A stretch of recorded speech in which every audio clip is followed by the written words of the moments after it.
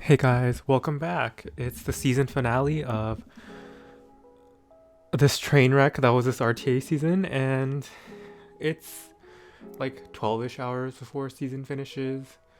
So I'm just playing a few games here. I actually lost a game before this that I was like kinda not happy about. So I hopped in call with like some of my friends and we're playing till the end of the RTA season. The projected cutoff for the season is somewhere around 3,620-ish points in my guild, so I'm trying to meet that cutoff. So we're actually very close. And to the end, I'm never going to play standard unless someone forces me to, so we're continuing down the path. I picked Conquer Lilius because she's just like the safest. Like I can use her in aggro, I can use her like in standard, I can use her in like anti-cleave. Don't love it though. My opponent picks DJB Stenny here, which is a kind of an annoying combo to fight against. But I decide with my opponent's pre-ban Faithless Litica here to slow down a little bit. So I pick Adin and handguy.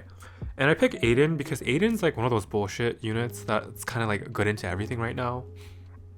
Especially if my opponent doesn't like pick any of her counters. And since a lot of her counters have pretty glaring downsides in some aspects, like Zahawk's prone to getting outsped, and Bryceria is just really prone to like anti-debuff units. Not that I have them built, but you know, I could. So I picked BBK here just because BBK is an immunity unit, and I picked politis because I kind of pincered my opponent with Adin politis picks. So Leica's in a really rough position where if she wants to S3, she risks eating an Adin S2 counter, and if she S2s politis counters, and my opponent won't like that. And this is partly achievable because my politis is on a little bit of bulk, and she's not on book. So my opponents think they're like, she's some sort of like degen politis, when it's just like a damage politis with some bulk on book.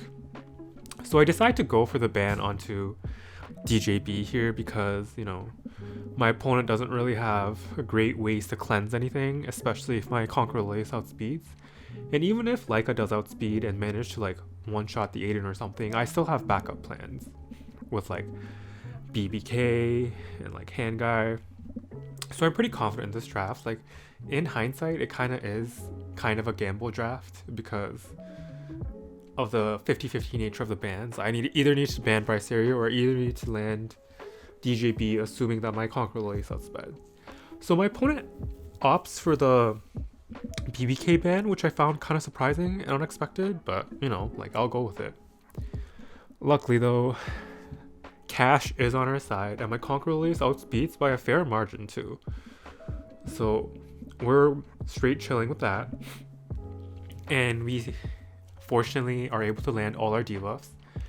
And I decide to go for the redirected provoke on this Bryceria just so she can't S3. Like I don't really care what Leica's gonna do here because of the attack down. Like, yeah, my opponent actually opts to skip Leica's skill, like because I said like she doesn't want to eat the counter. My politis seems degen, so you know, what can he do? He can go for the soul burn with Stenny here, but my units all have vigor and Stenny has attack down, so I'm not too threatened. And judging by that health of 10k on the Stenny, it doesn't seem like an omega damage Stenny either.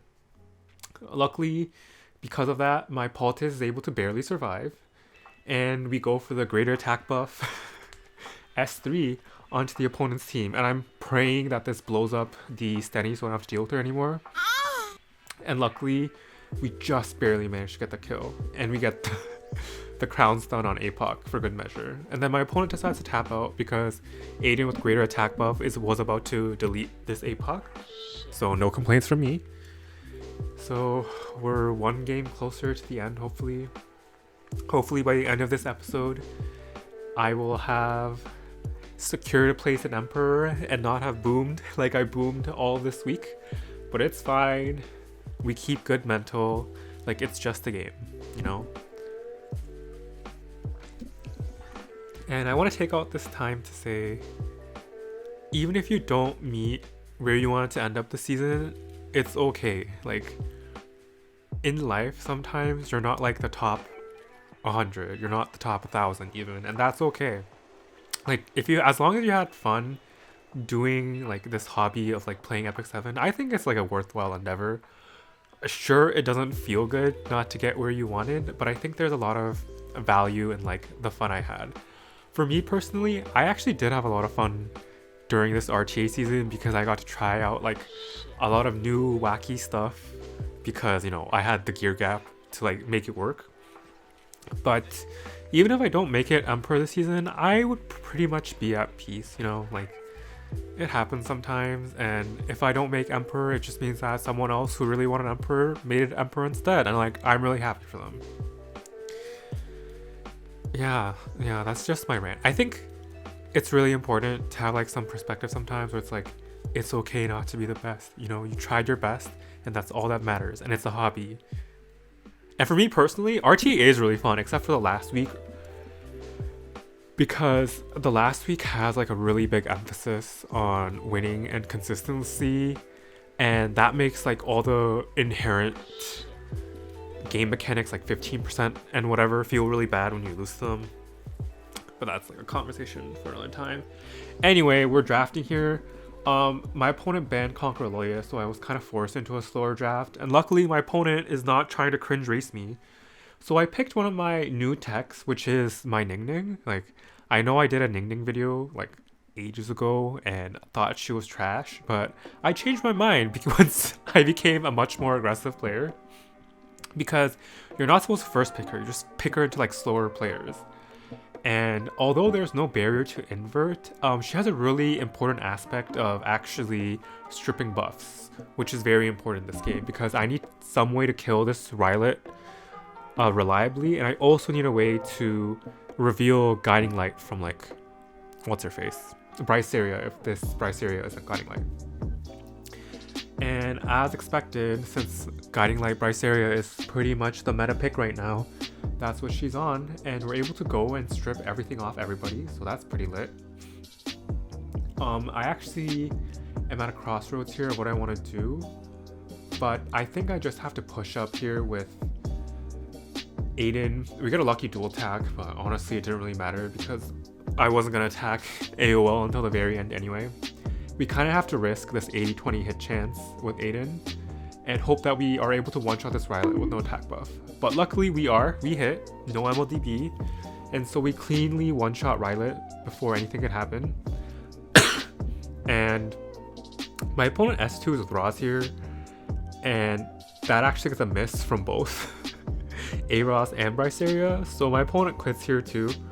So things are going really good. I'm getting pretty hyped. Like, I only need 1 or 2 games to hopefully secure this win.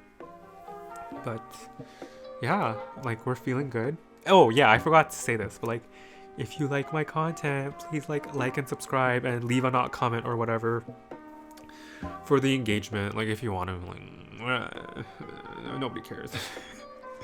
Anyway, for the next game, we're up against somebody's name that I never bothered to read because English is hard and I'm getting tired from all these RTA games. Like, you see the number of games I've played. It's less than 1,000, but it's definitely more than 900. So it's a lot more games than I'm used to playing, to be honest. But I digress.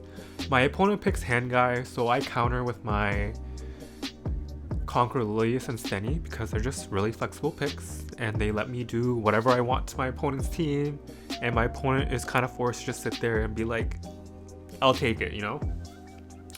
My opponent picks Karina here, thinking that I'm going to go more aggressively, and Arrowell for like mitigation, I assume. So I end up picking my flexible faves. Like, I picked DJB because DJB like barrier inverts Arrowell, it does a bunch of damage, it pushes up immunity, everyone loves that.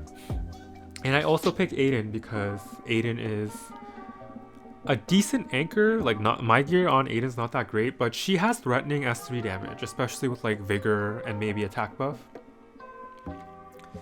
And so my opponent decides to go for the Lionheart pick here, which is pretty understandable. Like there's 2 activators in Celius and Adin, and he's hovering Edward here, but I think that's kind of weird because I don't have any debuffs.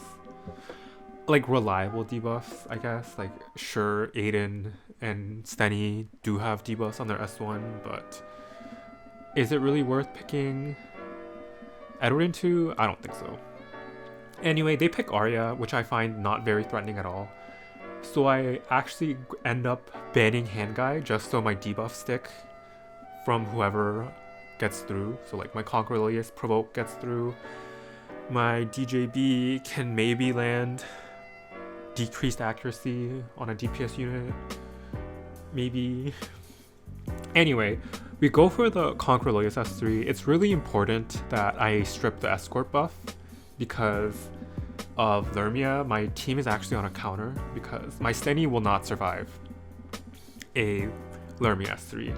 And then I also have to push back and provoke this Aria so she can't S3.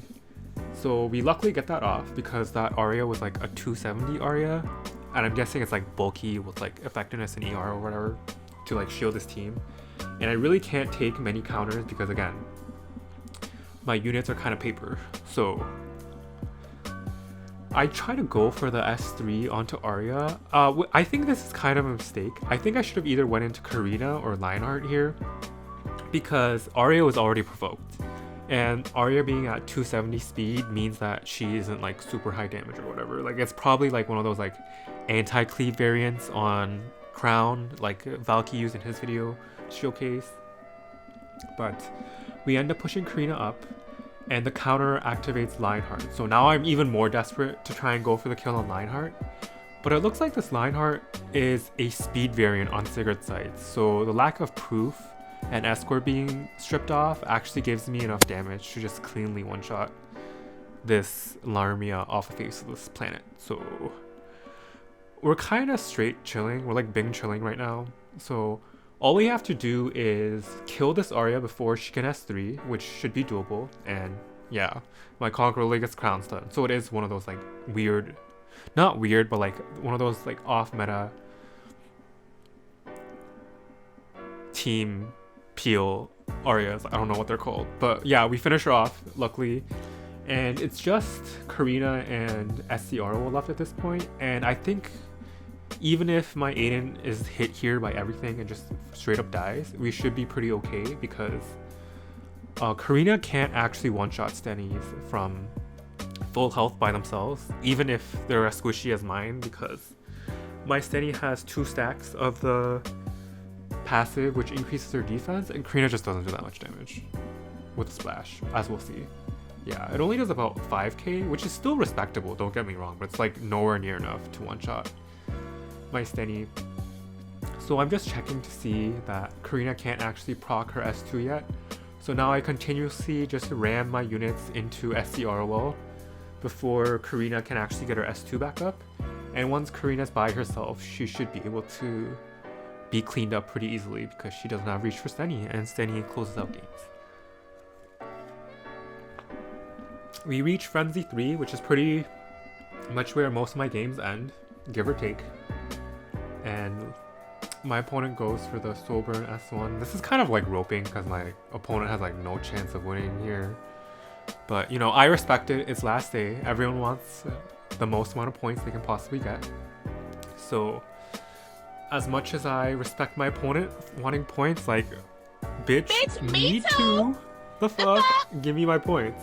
And based. We get it. So I thought I was safe, but then my friend was like, you know what, you're on a hot streak, just go for one more, like think of how safe you'll be. And they kind of MLM'd me into it, so I was like, whatever. I was feeling good about the past few wins, so why not? Like if I lose, I can easily just win back, and if I win, I can stop playing, so based. Anyway, my opponent banned some weird bans like STRO Stenny, which I thought was kind of odd. So I just picked Conquer Lilius because Conquer Lilius is just very, you know, she's neutral. She's nice. My opponent picks like the Bryceria Wander Silk. So my friend told me that my opponent is someone who likes Mimi drafts. And their exact words when this match started and they picked Bryceria Wonder Silk was like, oh, they're already cooking. And I'm like suddenly nervous at what that meant. So now I'm kind of lost at what to pick here because Wander Silk is good into handguy and Bryceria is good into Adin. So I didn't really want to pick those, but I kind of needed a generalist DPS that's like on the safer side. So I picked Adin anyway, thinking that by the time that Bryceria got her turn with like the CR manipulation, like it won't matter. Cope. So that's my justification. So my justification is that I can either provoke and push back with C Lilius, or I can just push above with DJB and we'll be fine, right? Right? Pray for me, guys. And so I have to wait for the rest of my opponent's interesting draft and pray that we can actually answer it correctly. My opponent goes for the Karina here, which is like pretty like standard anti-aggro action, and they pick APOC. And APOC's making a comeback in this meta right now because a lot of people are playing a lot slower because, you know, standard's more reliable in terms of point gain. So now I'm at like a weird crossroads of like I don't know what to pick either. So I'm thinking like maybe I want to pick Sylvan Sage Vivian, but Sylvan Sage Vivian kind of gets cucked by Wanderer Silk and Bryceria, and I don't know what my opponent's last picking either. So I decide to go for my Aria, Lifesteal ER, because, you know, I'm assuming that like this Bryceria isn't an ER build, pray. And I pick Alencia here because Alencia deals pretty well with both of Karina and APOC. And she's on injury, so she also puts this match on the clock because eventually with the full metal auto mail, she'll be like zooming around at like, I don't know, like a lot of speed, injuring their team. And my opponent picks Lionheart here, and I just decide to ban last because there's just too many people to activate her, like Conqueror Lilius, Aria, Alencia, and I just have to pray that I can deal with the rest of my opponent's units. I'm kind of curious to see what my opponent's going to ban here, and they surprisingly banned DJB. I'm guessing it's to make sure that their Bryceria debuff stick or whatever, but we'll have to see. This is definitely going to be the most interesting match I have played in the last day because I don't know what's going on. I don't know what my opponent's builds are, and I'm kind of afraid to find out. So we start the match. This is a really fast Wanderer Silk on Guiding Light. Not too surprising, I guess. But again, it's not what I would expect someone to draft in like the 1-2 phase. I contemplated sending Bryceria back with the Conqueror Lilius S2, but I guess it's on like a resist build or whatever, so I was really nervous to try and push it back, so I went with a safer play and just prevented Wanderer Silk from going with her turn, and we ram the Adin S3 into APOC here, and that does a lot of damage because my opponent is on Seed, and I'm guessing my opponent will just like randomly go for one of my units that are invulnerable for the S3, but my opponent actually goes for the really risky play. Like this is a high risk play, but it's like really rewarding. If my Adin dies here, that would be really bad for my ability to close out this game, but luckily we actually managed to survive, and well, survive because we dodged, and my opponent actually goes here with his Bryceria. It doesn't look like it's on a damage build judging by those numbers, but it did manage to land defense breaks on a good portion of my units, and it landed unbuffable my Aria, so it tells me it is on like some sort of effectiveness. And my opponent rams his APOC S3 into my Alencia with a death break, but my Alencia is able to survive thanks to Vigor and the attack down on my opponent's APOC. No attack down, but like my Alencia survives, so like no complaints here. I can't exactly go for the S3 on Aria because she's unbuffable, so I just go for the finishing kill, like the finishing blow onto Wanderer Silk so she can't push anyone back. We go for the S1 into APOC, and I'm pretty confident that any pull would have killed there. And luckily, it looks like this is a dub for me right here. My opponent's interesting tech of resist, effectiveness, warhorn, countercept Aria didn't work, but you know, I can respect the hustle.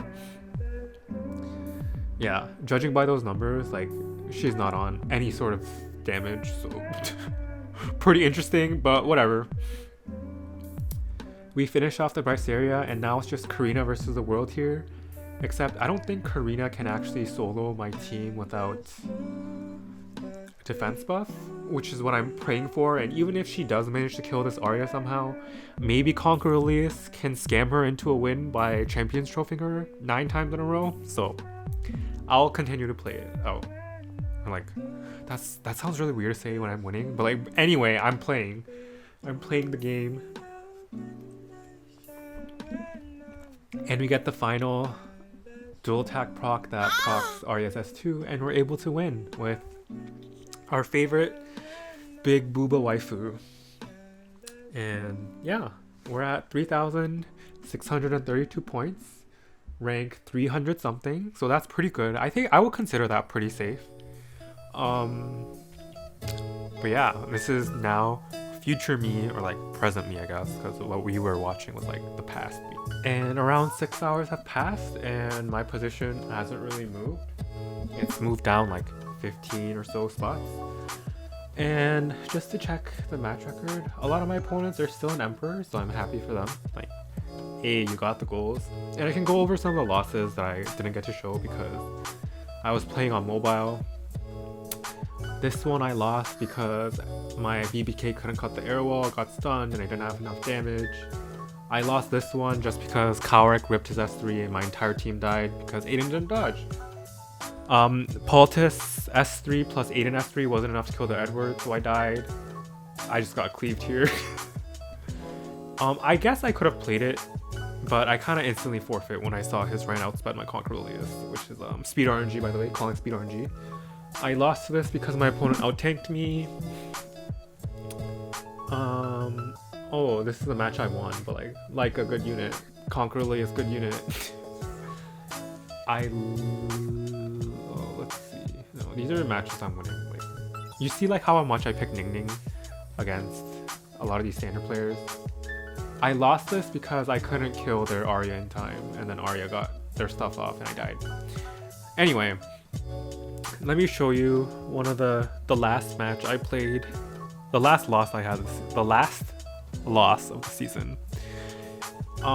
My draft was kind of messy, as they tend to be when Conquer Elias is involved and my opponent gets it. So my opponent passes their turn 1 here just so they can have their Ida follow up their Ran, which is pretty understandable since he has slow burn going. But this is still winnable. There's no real answer to Adin on this team. And Adin, you know, she's an evasion unit. She can definitely win these games. My opponent's going to go for a slow burn S3 here, like, because he might be paranoid that my BBK is on a degen Bastion of Hope build or whatever. Everything gets stripped and my Adin counterattacks. And in hindsight, if my Adin was on MLDB, his Politis and Ida would have died here with the attack buff. But since mine is only on Shepherd, it doesn't actually do enough damage. So yeah, Aria, BBK, and SC Arwell are about to die here. Pretty much expected, to be honest, but you know, maybe we can still win. We can cope. I actually go for the S3 into Conquer Elias here because I don't want my opponent to get Vigor and attack down on my Adin because her damage really matters. So I'm thinking about the next target. I think I have to kill Politis here just so my Adin gets the maximum amount of CR push from the dodge, but Ran just hits her and shit. So like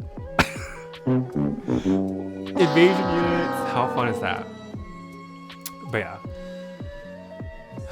Thank you for anyone that's still here and was part of this season's journey.